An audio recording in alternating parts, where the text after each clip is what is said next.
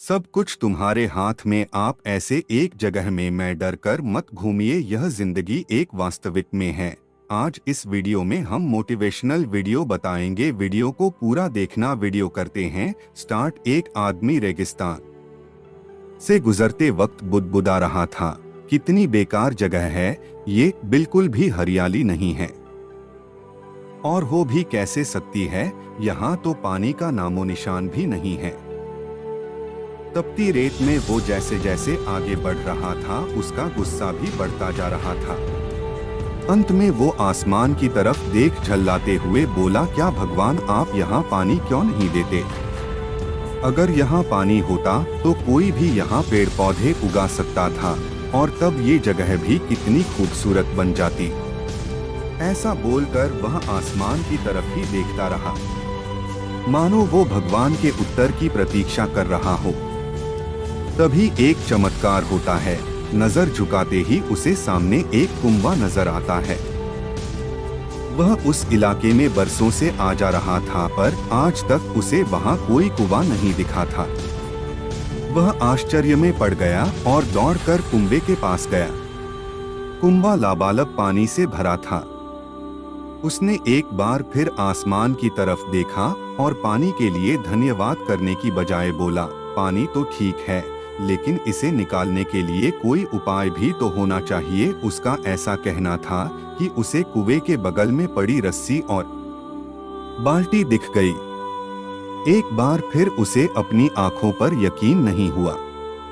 वह कुछ घबराहट के साथ आसमान की ओर देखकर बोला, लेकिन मैं ये पानी ढूंढूंगा कैसे? तभी उसे महसूस होता है कि कोई उसे पीछे से छू रहा है। पलट कर देखा तो एक ऊंट उसके पीछे खड़ा था। अब वह आदमी अब एकदम घबरा जाता है। उसे लगता है कि कहीं वो रेगिस्तान में हरियाली लाने के काम में ना फंस जाए, और इस बार वो आसमान की तरफ देखे बिना तेज कदमों से आगे बढ़ने लगता है।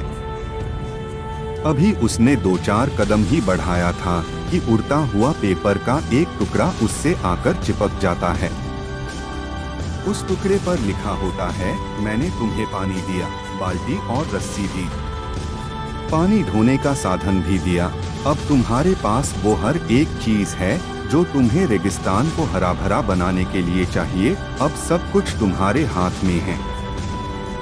आदमी एक क्षण के लिए ठहरा, पर अगले ही पल वह आगे बढ़ गया और रेगिस्तान कभी भी हरा भरा नहीं बन पाया। फ्रेंड्स, कई बार हम चीजों के अपने मन मुताबिक न होने पर दूसरों को दोष देते हैं। कभी हम सरकार को दोषी ठहराते हैं, कभी अपने पेरेंट्स को, कभी कंपनी को, तो कभी भगवान को दोष। पर इस ब्लेम गेम के चक्कर में हम इस इम्पोर्टेंट फैक्ट को इग्नोर कर देते हैं कि एक इंसान होने के नाते हम में वो शक्ति है कि हम अपने सभी सपनों को खुद साकार कर सकते हैं।